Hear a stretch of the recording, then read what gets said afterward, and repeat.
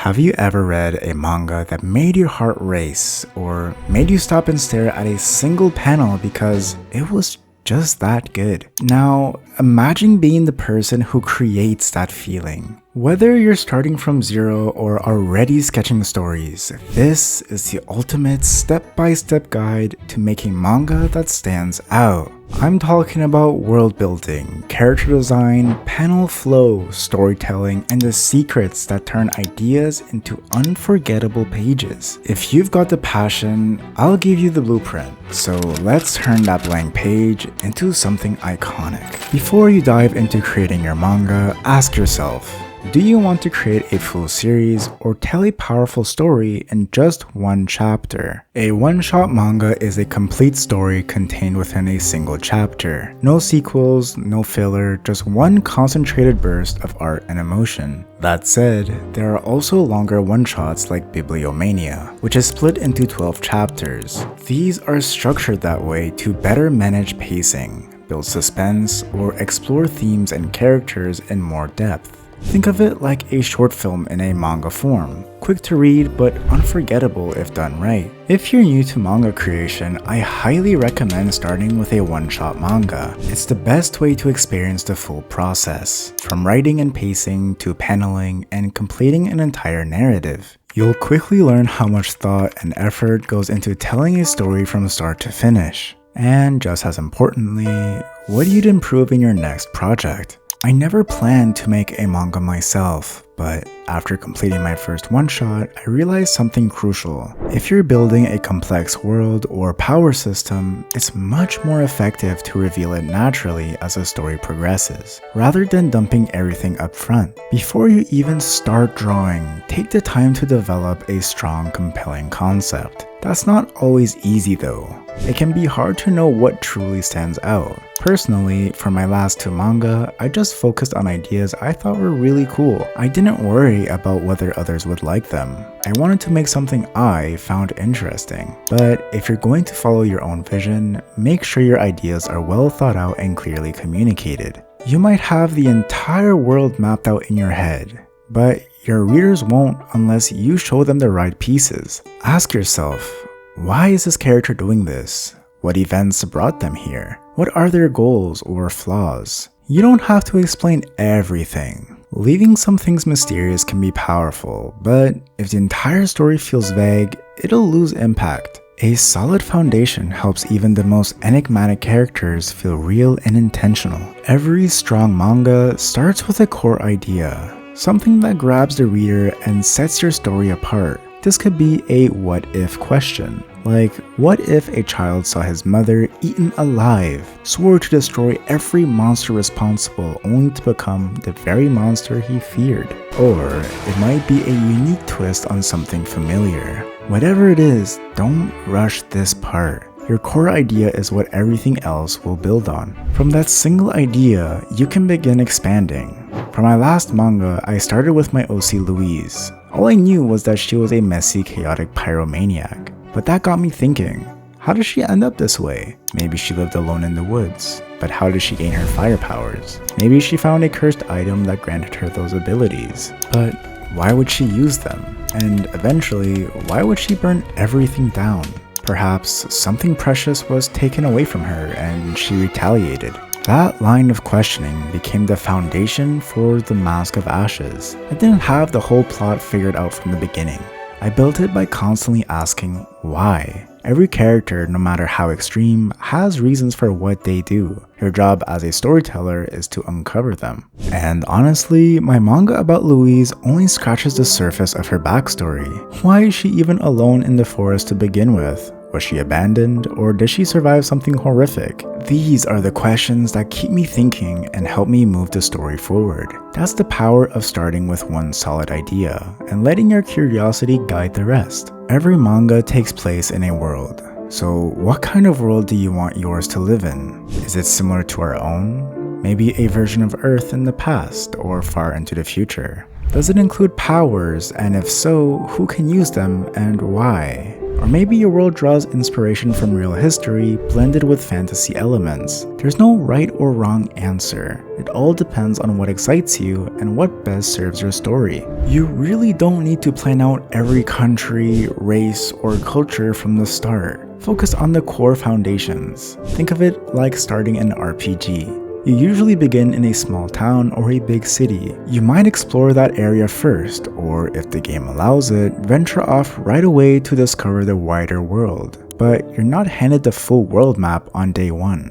It expands as you explore. Your story should work the same way. Begin with what's important and gradually build outward. And you don't even have to show every place to prove it exists. You can foreshadow distant locations to create mystery and anticipation. A great example is Laugh Tale from One Piece, the Dark Continent from Hunter x Hunter, or the region of Oriole in Frieren. Each one is teased long before the characters get there, and when they do, it'll feel like a major event. These destinations matter not just because they exist, but because they represent something specific the characters are searching for. That said, your whole world doesn't need to revolve around one grand destination. It could be an arc, a side quest, or just part of a larger journey. It's all up to you. Your world, your rules. Now that you've developed your core idea and the world your manga takes place in, it's time to think about themes and tone.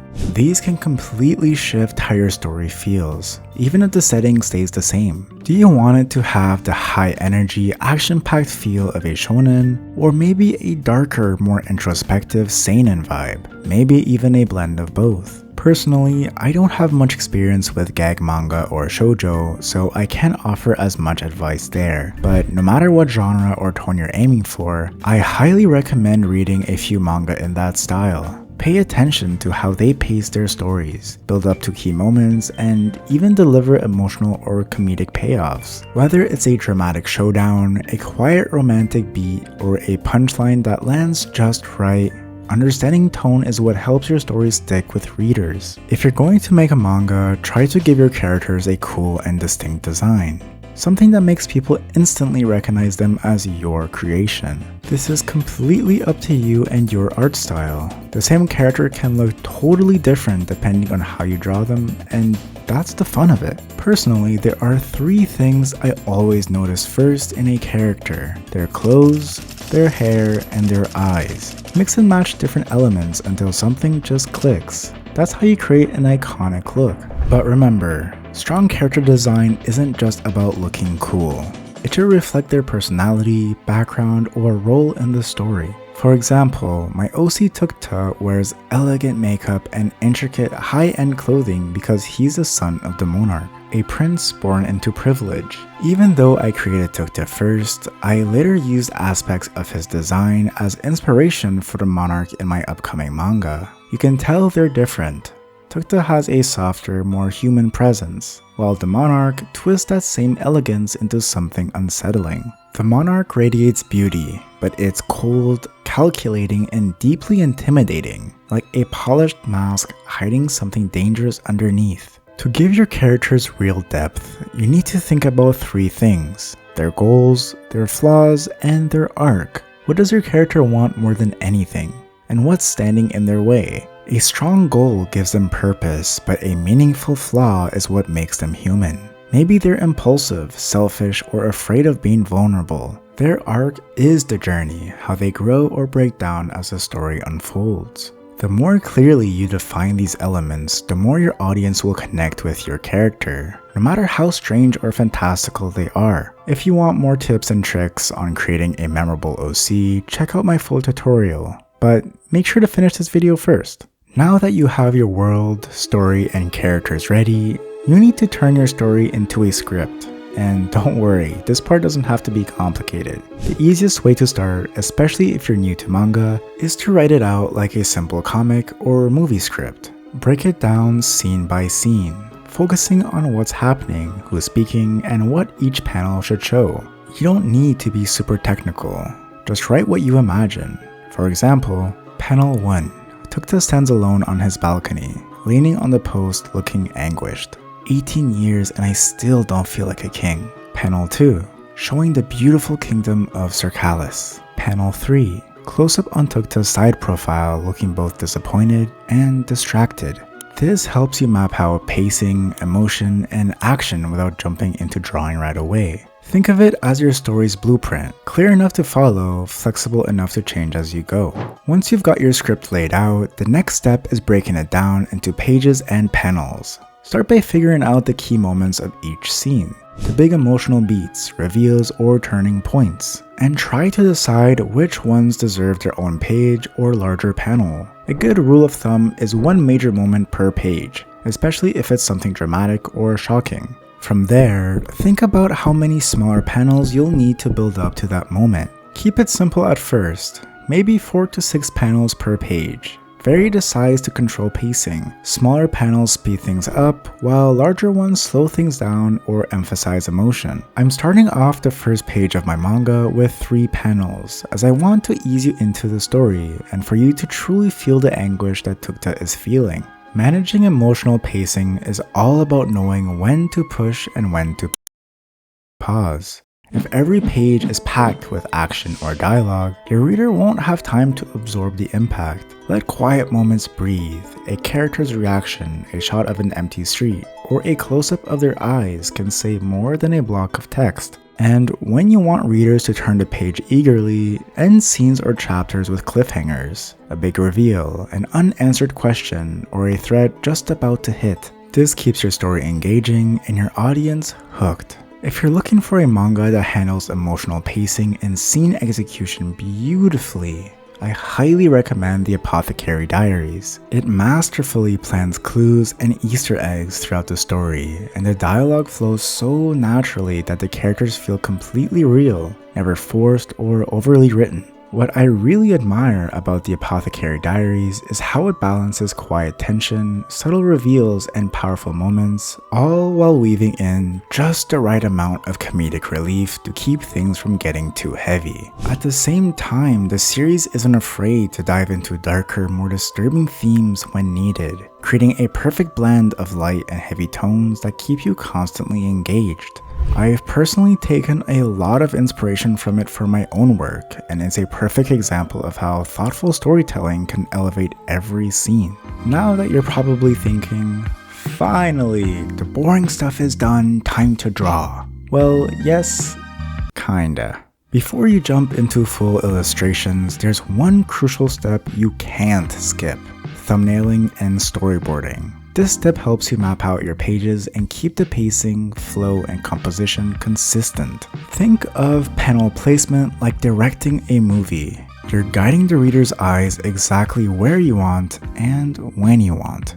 Like I mentioned earlier, larger panels are great for emotional beats, detailed art, or big reveals. If you're aiming for a more polished, detailed manga style, I highly recommend using fewer panels per page when possible. This gives your artwork space to breathe and helps readers take in the visuals without rushing through. The more panels you squeeze in, the less space you have to draw. And remember, dialogue takes space too, so plan accordingly. Personally, I always include speech bubbles at this stage. Some artists add them later, but I find it way easier to plan around them early on, especially if you don't want your carefully drawn panel to be covered by a giant block of text. Since both your panel flow and your dialogue bubbles control the reader's eye movement, their placement matters a lot. One last tip for storyboarding is to look at your pages as a group, not just one at a time. I usually thumbnail on a larger sheet where I can see several pages side by side. Why? Because a lot of manga creators, myself included, unintentionally draw very similar page layouts over and over, which can end up making your manga feel repetitive. Viewing your pages together helps you vary the panel shapes and pacing for a more dynamic reading experience. Also, think about how your manga will be read. Is it going to be printed as a book or posted online to scroll through? That choice can really impact how you design your pages. For example, in print, 2-page spreads can create powerful reveals or mood shifts. Online, scrolling creates a different rhythm, so scene changes might feel smoother if they happen at the top of a new screen.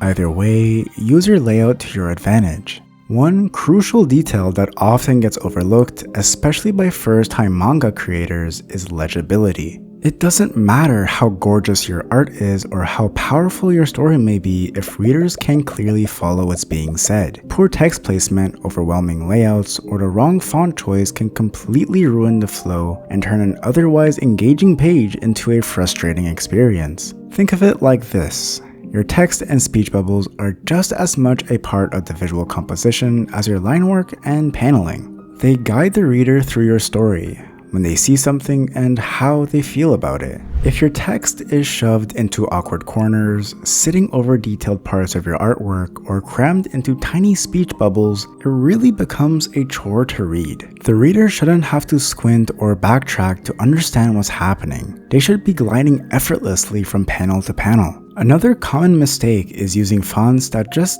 don't match the tone or genre of your story. It might be tempting to get creative with decorative fonts, but many of them are too stylized, uneven, or distracting. If your reader is too focused on deciphering the text, they're no longer immersed in the story. Personally, I haven't experimented with a wide range of fonts yet, but I've been using one that's incredibly common in manga. It's called Jack Armstrong BB. It's clean, readable, and already feels familiar to readers who are used to manga. If you're working in Procreate like I am, this font comes pre-installed, along with several others you can try out. I recommend playing around with different options to find what best fits your tone. Is your manga whimsical and lighthearted? Then maybe a rounder, softer font will suit it better. Is it gritty and action-heavy? Then a bold, more structured typeface might give the text the weight it needs. Also, think about spacing, both between letters and within the bubbles themselves. Dialogue should never feel like it's screaming to fit inside a tiny circle. Give your characters space to speak. Literally. So before finalizing your pages, always take a step back and ask yourself, can someone read this clearly and comfortably? Does it feel smooth or does it feel crammed and chaotic? Trust me, your future readers and your future self will thank you for putting the extra care into it. Bubble placement and flow might seem like a small detail, but it can really make or break how readable your manga feels. The easiest way to handle it is to plan your speech bubbles during the thumbnail stage. Just sketch in some rough ovals as you go so you know where your dialogue will sit. Right to left and top to bottom for manga, or left to right if you're doing something more Western. Try to keep the first speaker's bubble higher up, and if two characters are talking back and forth, stack the bubbles so it's easy to follow. Make sure the tails clearly point to whoever's speaking, but not every single piece of dialogue needs a tail at the end of it. If your character is portrayed by themselves in a scene, then sometimes just a circle is enough, but again, that's totally up to you. One thing I've recently come to appreciate is just how many different styles of speech bubbles there are, and just how much personality they can add to your manga. You can really go all out depending on what your characters are saying. Jagged bubbles for shouting, dripping ones for creepy lines, or bold dramatic ones to punch up a moment. But as fun as they are, I'd recommend using them sparingly. If every character is constantly yelling in spiky bubbles or speaking with special effects, it starts to lose its impact and can feel overwhelming. That said, if you have a specific character with a unique way of speaking, like a villain whose speech bubbles are black, or a ghost that talks in wispy, irregular shapes, that's a great way to build consistency and visual identity. It makes sense in those cases and helps reinforce the character's vibe. Just try not to overdo it across the whole cast, but hey, it's your manga, so if it works for your style and story, just go for it. And if you're still watching, comment a pen emoji. Thanks! Panel composition is one of my absolute favorite aspects of reading manga, and I truly believe it's one of the clearest distinctions between a good manga and a great one. While strong writing, compelling characters, and beautiful artwork are all important, paneling is what brings those elements together in a seamless visual narrative. It's the invisible hand guiding the reader's eye, setting the pace, evoking emotion, and delivering impact, not just through what is shown, but how it's shown. I'm not saying that manga with simpler or more conventional layouts are inherently bad. Some stories thrive on minimalism or straightforward storytelling, but they often lack the lasting visual imprint that more ambitious, intentional panel composition leaves behind. Think about the series that truly sticks with you, not just because of their plots, but because certain pages or moments live rent-free in your head. Those are the kinds of works where paneling becomes part of the storytelling itself, transforming the reading experience into something almost cinematic or poetic. Artists like Kamome Shirahama, Inio Asano, or Kentaro Miura don't just fill pages, they orchestrate them. That's the kind of manga that inspires me, and it's why paneling, to me, is one of the most powerful tools in the entire medium. If there's one manga that elevates panel composition to truly transcendent level, it's Witch Hat Atelier. Kamome Shirahama doesn't just draw pages, she engineers them with a masterful understanding of visual flow, emotional cadence, and spatial storytelling that few, if any, other manga achieve.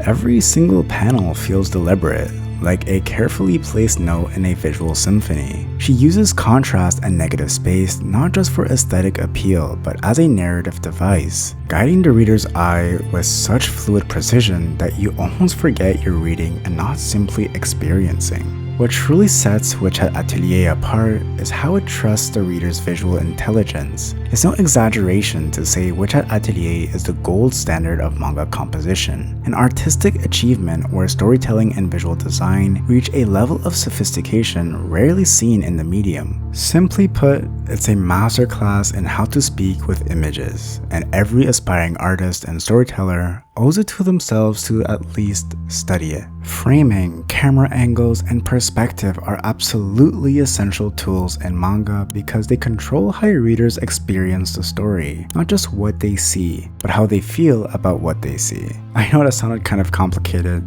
so to make it more digestible, think about film. The way you shoot a scene on the page can dramatically affect its emotional impact. Are you placing the reader above a character to make them feel small and powerless? Or are you shooting from below to make them seem larger than life and intimidating? Maybe you're using a tight close-up to show a trembling eye, or a wide shot to show how isolated someone feels in a vast, empty space. These choices speak without words. To use framing and angles effectively in your manga, start thinking like a cinematographer. Ask yourself, what emotion do I want this panel to evoke? Perspective also plays a huge role in creating depth and making your scenes feel grounded. Using 1, 2, or 3-point perspective properly can make environments feel real and immersive. Eventually, you'll develop an instinct for choosing the right composition to elevate your storytelling. Framing isn't just about making things look cool. It's about guiding emotion. Every panel becomes an opportunity to communicate something.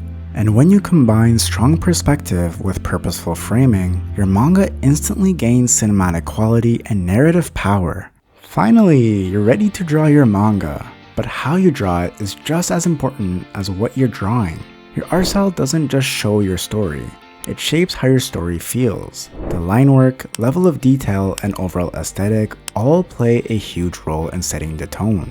For example, manga that deal with heavy, violent, or mysterious themes often use sharp inking, deep shadows, and intricate details to evoke intensity or dread. Think Berserk or Vagabond. The richness of the texture adds emotional weight and depth to every panel. On the other hand, lighter genres like comedy or slice of life tend to use simpler, softer lines with more open space. But here's the magic. Most of the best manga seamlessly mix both styles. You might see a beautifully detailed panel for a high-stakes battle or dramatic moment, immediately followed by a minimalist or chibi-style drawing for comic relief. This contrast doesn't break immersion, it enhances it. It's all about emotional pacing. Switching art styles helps the reader feel shifts in tone without a single word. And don't worry, if your art style isn't as detailed as Otoyo Megatari, that doesn't mean you can't tell a gripping, emotional, or even gruesome story. Some of the most impactful manga use simpler styles to tell deeply complex narratives. Your visual style should serve your story,